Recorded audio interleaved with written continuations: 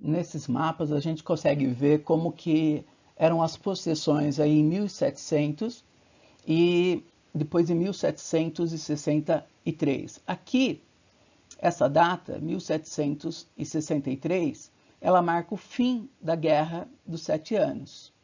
Então, tem aqui o fim da Guerra dos 7 Anos. E aí é assinado um acordo entre quem? Entre a França e a Inglaterra. Esse acordo ele foi assinado em Paris, por isso ele é conhecido como Tratado de Paris. Mas ele foi assinado aonde lá em Paris? Duvido vocês acertarem. No Palácio de Versalhes. Por isso também vocês podem encontrar esse como, né, sendo também um tratado de Versalhes. Então a gente tem vários tratados aí de Paris, vários tratados de Versalhes. A gente sempre tem que contextualizar para saber qual a gente está falando. Então olhem só como era o território da América do Norte em 1700, tá? Aqui eram terras da Inglaterra. Então, as 13 colônias primitivas. Tudo isso aqui era terra de verde da França e aqui de laranjinha da Espanha. Olhem só, depois aquilo na América do Norte, que era terra da Espanha, vai dar origem ao México. Então, o México vai nascer, né, com todo esse território aqui. Só que daí os Estados Unidos vai tomando parte deles. Hoje o Rio Grande, por exemplo, é a fronteira entre Estados Unidos e México. O México perdeu, para vocês terem uma ideia, a gente vai ver isso na próxima aula, em torno de 40% do seu território para os Estados Unidos. Bom, e agora, em 1763? Em 1763, olha só, tá? Por esse Tratado de Paris, a Inglaterra, ela pega todo esse norte, nordeste da América do Norte, pegando todo esse território, a região dos Grandes Lagos, o território de Quebec e tal. No entanto, os colonos ainda ficam restritos, lembra que eu falei para vocês? Que a metrópole proíbe os colonos de ultrapassarem o território das antigas 13 colônias, tá? Eles proíbem, alegando não querer criar conflito com as tribos indígenas que estavam aqui. Isso é um outro fator de descontentamento. Vamos lá. Lembra que a Inglaterra criou uma série de impostos para tentar recuperar a sua economia após a Guerra dos 7 Anos? Impostos, não é, sobre quem? Sobre os colonos, colocando fim à chamada negligência salutar? Aqui estão eles. Eu achei um quadrinho e peguei ele. Tá? A lei do açúcar. Então, os colonos comercializavam, lembra que eles pegavam açúcar da região das Antilhas, transformavam esse melado em rum, vendiam para a África. Agora, eles podem continuar comercializando açúcar? Pode, mas se não sair de uma colônia britânica, eles têm que pagar impostos, o que diminui drasticamente os lucros dos colonos americanos. A lei do selo falava que todo documento, todo jornal, tudo que entrasse ou saísse da colônia precisava ter o selo real. Então, era mais uma fonte de renda. Os atos Townshend consistem em quê? Em uma série de artigos, né, onde eles vão criando impostos, tá? Então, conjunto de leis que taxavam a importação de alguns artigos, entre eles o chá. Vidro, papel, corantes, está aí, tá? A lei do chá, os colonos, eles tinham liberdade de comércio e o chá era um produto muito consumido e dava muito lucro.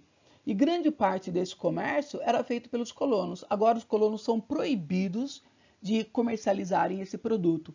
Esse produto passa a ser monopólio da Companhia das Índias Orientais, tá? Essa Companhia das Índias Orientais, ela é composta por comerciantes ingleses. Então, os colonos são proibidos de comercializar esse produto. Eles aceitam? Não. E aí vai gerar um episódio conhecido como o episódio do Porto de Boston, né? A festa do chá, o Tea Party, tá? Ou o episódio do Porto de Boston. O que foi esse episódio do Porto de Boston? Os colonos americanos, descontentes com a perda desse comércio do chá, invadem 2 navios da Companhia das Índias Orientais, desses comerciantes ingleses que estão carregados de chá, e jogam todo esse chá no mar. Para a culpa não recair sobre eles, eles se vestem de índios, mas é claro que não são os índios, isso fica evidente. E aí, em retaliação, o que a colônia faz ao episódio do Porto de Boston? Ela cria uma série de leis que os colonos denominam de leis intoleráveis, ou seja, leis que são inadmissíveis. Então, eu tenho aqui o fechamento do Porto de Boston para os colonos, até que, né, a Companhia das Índias Orientais recupere o prejuízo com a perda dos 2 carregamentos. Eu tenho aqui a lei do aquartelamento ou do aboletamento, é a mesma coisa essa lei aqui, ó. O que é isso? Para aumentar a repressão nas colônias, eles aumentam o número de soldados ingleses na América. Só que há quartéis para todos esses soldados? Não. E os colonos são obrigados a cederem as suas casas para os soldados ingleses. Caso um desses soldados ingleses ou um inglês, um representante da metrópole, cometesse algum crime, ele só seria julgado aonde? Na Inglaterra, e não por tribunais aqui na América. Tudo isso vai gerando o quê? Vai gerando a revolta da população, que resolve o quê? Se reunir na Filadélfia para tentar acabar com essas leis intoleráveis. Vamos lá ver, então, agora dessa reunião. Bom, os colonos não aceitaram aquelas leis intoleráveis e resolvem o quê? Se reunir no chamado Primeiro Congresso Continental da Filadélfia. Eu tenho aqui 13 colônias, mas 12 participaram. O representante da Geórgia não conseguiu chegar, tá? Qual que era o principal objetivo?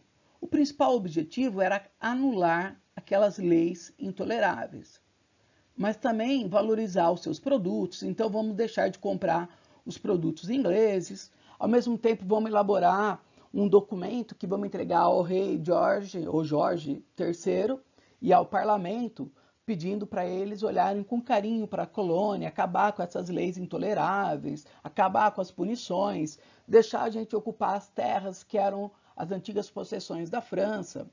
Ah, mas e caso o rei e o parlamento inglês não aceitem? Então vamos já deixar pronto, marcado, uma nova reunião aqui na Filadélfia.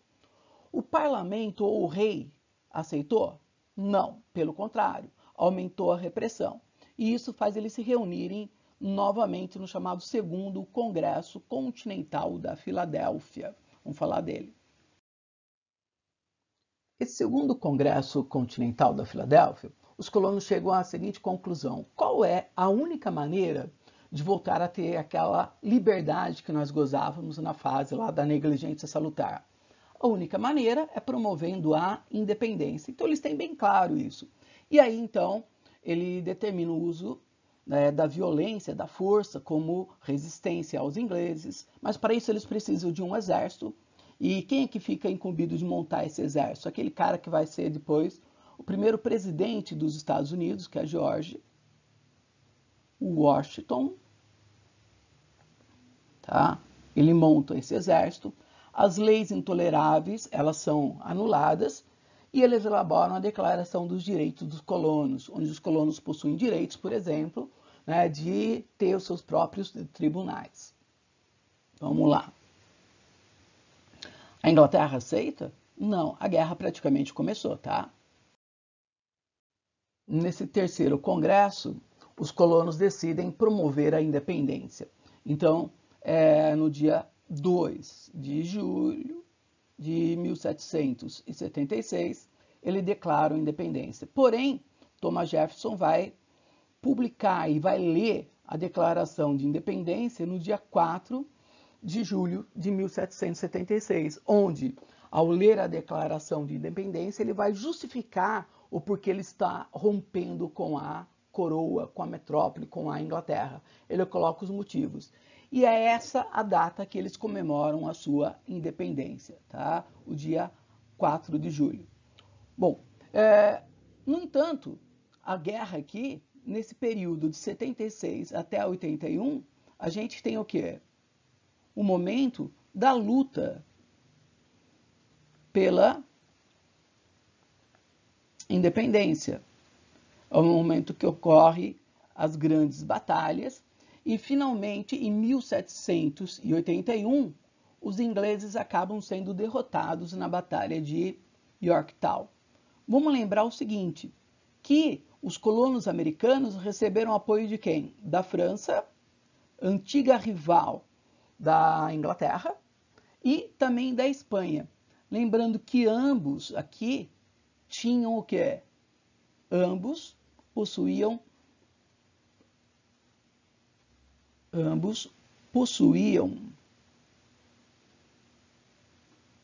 ambições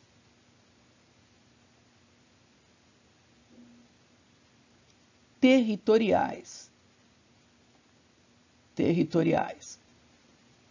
Tudo bem? Em 1783, finalmente a Inglaterra reconhece a independência dos Estados Unidos. Esse reconhecimento foi feito aonde? Lá na França. Por isso é conhecido como o quê? Eu estou aqui na frente, mas por isso eu vou colocar aqui então. É conhecido como Tratado de Paris, tá? Ou Tratado de Versalhes.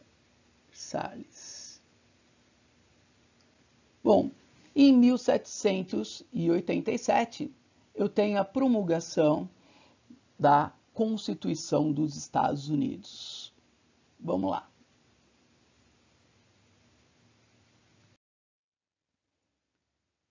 Vamos falar um pouquinho dessas duas imagens. Aqui a capitulação de Cornwallis. Capitulação, pessoal, é a mesma coisa que rendição, tá? Mesma coisa. Capitular é render-se. Então, o que essa capitulação mostra na Batalha de Yorktown? Mostra a derrota dos ingleses.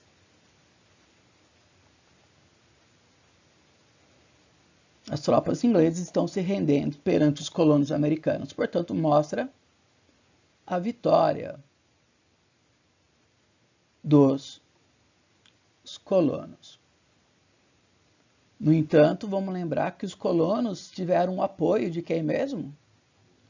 O apoio da França, que eu coloquei para vocês que tinha ambições territoriais, só para dar um exemplo.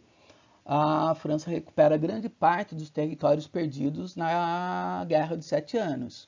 E também o apoio da Espanha, que obtém, né, a Flórida de volta, além de pegar a ilha de Minorca lá no Mediterrâneo. E essa outra imagem aqui? Essa outra imagem, ela mostra a primeira e única Constituição dos Estados Unidos. Essa Constituição, ela nasce originalmente com, vou colocar aqui, ó, 7 artigos. Esses 7 artigos, ele estabelece então praticamente o que seria esse país, o que seria os Estados Unidos. Os Estados Unidos seria uma república. Então tem aqui uma república, governada por um presidente que exerceria o poder executivo. Então tem a adoção do regime do presidencialismo. Só que eu tenho nessa república a ideia lá de Montesquieu, lembra o espírito das leis? Da tripartição dos poderes. Então, o que eu quero dizer com essa tripartição dos poderes? Seria o seguinte, vamos ver, eu acho que o azul vai ficar bom. O presidente, ele exerce o poder executivo, tá? Eu tenho aqui o parlamento, que exerce o poder legislativo. Lembrando que no parlamento eu tenho aqui a adoção do sistema bicameral, tá? O Brasil também adota o mesmo sistema. O que seria esse sistema bicameral? Eu tenho duas câmaras, a Câmara Alta, que eu chamo de Senado, e a Câmara Baixa, tá? A Câmara Alta, que é o Senado, e a Câmara Baixa, que é a Câmara dos Deputados.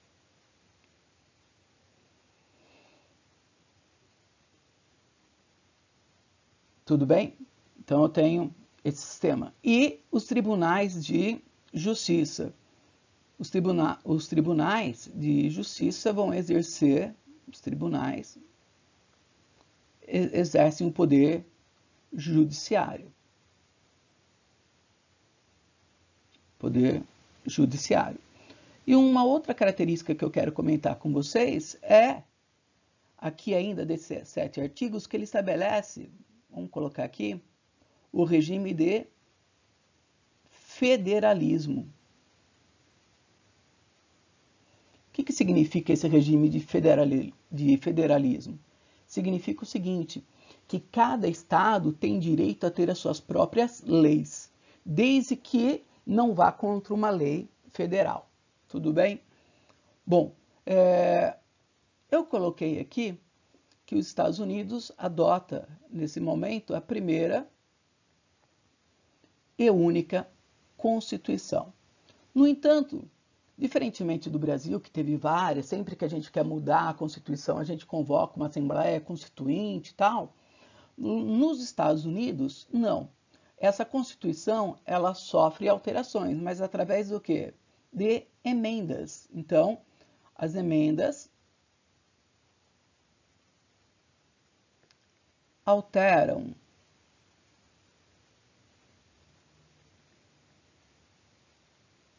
a Constituição. Tá? No caso, hoje, a gente tem 27 emendas. Tá? 27 emendas. Só para curiosidade, as 10 primeiras emendas, elas constituem a chamada Bill of Rights. O que seria a Bill of Rights? A Declaração dos Direitos do Cidadão. Quais são os direitos do cidadão perante o Estado? As 10 primeiras. E as outras 17 vão tratar de diversos assuntos. Tá? Por exemplo, né, vamos pegar a 13ª emenda. Fala sobre o quê? Sobre o fim da escravidão no país. Decreta a abolição da escravidão. A 14ª, a 15ª continuam tratando da questão racial, né, ampliando os poderes dos negros, tornando o negro cidadão. Bom, só tem mais uma coisinha que eu quero mostrar para vocês no próximo slide. Vamos parar aqui então. Esse aqui é um mapa dos Estados Unidos hoje. Então, olha só, as antigas 13 colônias.